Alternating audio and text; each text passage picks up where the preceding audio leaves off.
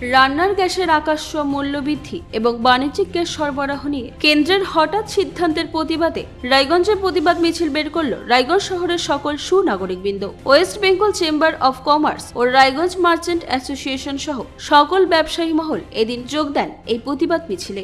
রায়গঞ্জের সাধারণ মানুষের সমর্থনে এই মিছিলটি শহরের রাজপথ পরিক্রমা করে। এই মিছিলে পা মেলাতে দেখা যায় রায়গঞ্জের বিধায়ক কৃষ্ণ কল্যাণী সহ বিশিষ্ট ব্যক্তি ও ব্যবসায়ী প্রতিনিধিদের।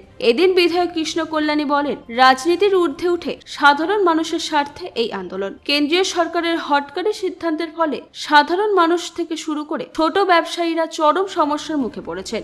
গ্যাসের অস্বাভাবিক মূল্য বৃদ্ধির কারণে অনেক ছোট ব্যবসায়ী সাধারণ মানুষের কাছে প্রয়োজনীয় সামগ্রী সরবরাহ করতেও হিমশিম খাচ্ছেন। প্রতিবাদ মিছিলে রায়গঞ্জের বিভিন্ন সমাজের মানুষ ও বণিক সংগঠনের জনপ্রতিনিধিরা অংশগ্রহণ করেন।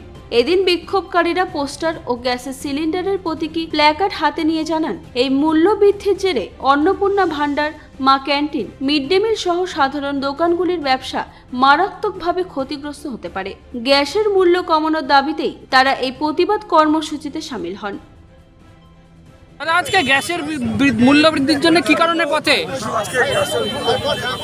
পাশাপাশি যে হিসাবে কমার্শিয়াল সিলিন্ডারকে বন্ধ করে দেওয়া হয়েছে, তাতে বিভিন্ন সরকারি বেসরকারি অর্গানাইজেশনগুলো যারা মানুষদের পরিষেবা দিচ্ছে সেটা বন্ধ হওয়ার মুখে, সব পরিষেবা স্তব্ধ হওয়ার মুখে।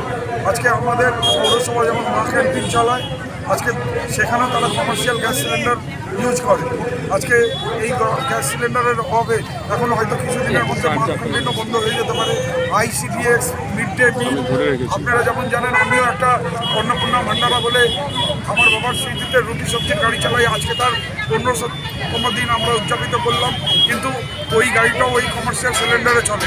তো কমার্শিয়াল সিলিন্ডার যদি সরকার আমাদের প্রোভাইড না করালো, তাহলে এই সব অর্গানাইজেশনগুলো বন্ধ হয়ে যাবে। আজকে ছোটো মোটো যারা দোকানদাররা আছেন, মিষ্টির দোকান, ছোটো মোটো রেস্টুরেন্ট, কিংবা আজকে যারা হকাররা বিভিন্ন খাবার স্টল দেন, সব আজকে সংকটজনক অবস্থায় আছে। রায়গঞ্জ থেকে রামকৃষ্ণ দাসের রিপোর্ট, কুলিক নিউজ।